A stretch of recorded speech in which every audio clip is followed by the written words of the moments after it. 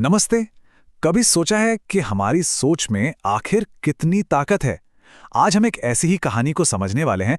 एक ऐसी कहानी जो दिखाती है कि कैसे सिर्फ एक छोटा सा विचार किसी की पूरी दुनिया बदल सकता है। तो सवाल यह है कि क्या सच में हमारी सोच ही हमारी दुनिया बनाती है? चलिए, इसका जवाब एक कहानी से ही पूछते हैं। कहानी की शुरुआत होती है एक बहुत ही भीड़-भाड़ वाले रेलवे स्टेशन से। तो कहानी का जो मुख्य किरदार है वो है एक भिखारी। अब उसकी दुनिया कितनी बड़ी थी? बस उतनी ही जितनी लोगों की दया। हर दिन बस एक ही काम था, भीख मांगना, और जो भी मिल जाए उसी से गुजारा करना। मतलब उसका होना, उसकी पहचान, सब कुछ दूसरों के दिए सिक्कों पर ही टिका हुआ था। उसकी सोच में ना सिर्फ एक ही चीज घूमती थी, कमी। हमेशा ये महसूस करना कि मेरे पास कुछ नहीं है, मैं खाली हूं और पूरी तरह से दूसरों पर निर्भर हूं। लेकिन फिर एक दिन उसकी जिंदगी में एक ऐसा मोड़ आया जिसने सब कुछ बदल कर रख दिया। उसकी मुलाकात हुई एक व्यापारी से। और उस व्यापारी की एक सीधी सी बात ने मानो उस भिखारी की पूरी दुनिया ही हिला दी। उसने कहा, अगर तुम किसी को कुछ दे नहीं सकते तो तुम्हें मांगने का भी कोई हक नहीं है। सोचिए, ये सिर्फ एक लाइन नहीं थी, ये तो एक आईना था जो उसे दिखा दिया गया था। उस व्यापारी ने उसे जिंदगी का और बिजनेस का भी एक बहुत बड़ा नियम सिखाया, लेन देन का नियम। मतलब अगर कुछ पाना है तो पहले कुछ देना पड़ेगा। ये एक ऐसी सच्चाई थी जिससे वो भिखारी अब तक बिल्कुल अनजान था। तो अब वो भिखारी एक दोराहे पर खड़ा था।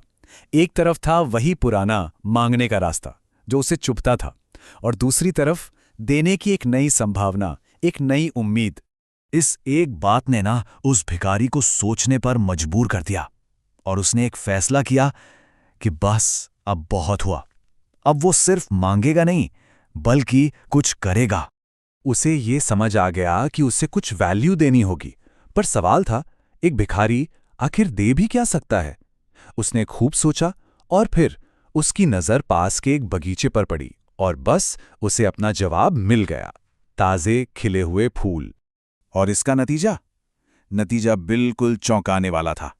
जैसे ही उसने पैसे के बदले में लोगों को एक फूल देना शुरू किया ना, उसकी कमाई कई गुना बढ़ गई। मतलब देने की ताकत ने अपना जादू दिखाना शुरू कर दिया था। कुछ वक्त बीता और उसकी मुलाकात फिर से उसी व्यापारी से हुई। और ये दूसरी मुलाकात, यकीन मानिए, पहली से भी कहीं ज्यादा असरदार होने वाली थी। उस व्यापारी ने जब उसे देखा तो मुस्कुराया और कहा, वाह, आज तो तुम भी मेरी तरह एक व्यापारी बन गए हो।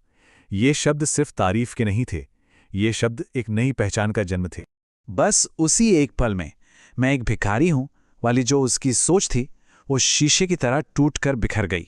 जिंदगी में पहली बार उसने खुद को एक मांगने वाले की तरह नहीं, बल्कि एक वैल्यू देने वाले, एक काबिल इंसान की तरह देखा। उसकी पहचान मांगने वाले से बदलकर देने वाले की हो गई थी।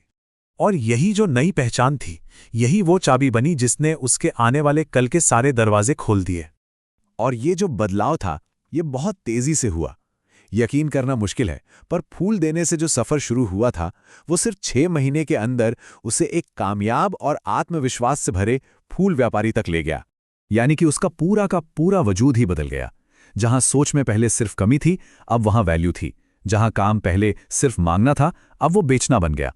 और नतीजा ये हुआ कि वो सिर्फ गुजारा करने से सफलता तक पहुंच गया। तो इस पूरी कहानी से हमें सीखने को क्या मिलता है? 3 बहुत ही शक्तिशाली बातें। पहली, कि हमारी सोच ही हमारी असलियत तय करती है। दूसरी, कि वैल्यू देने से ही वैल्यू मिलती है। और तीसरी और सबसे जरूरी, कि हम खुद को जैसा देखते हैं, जैसा मानते हैं, हम वैसे ही बन जाते हैं।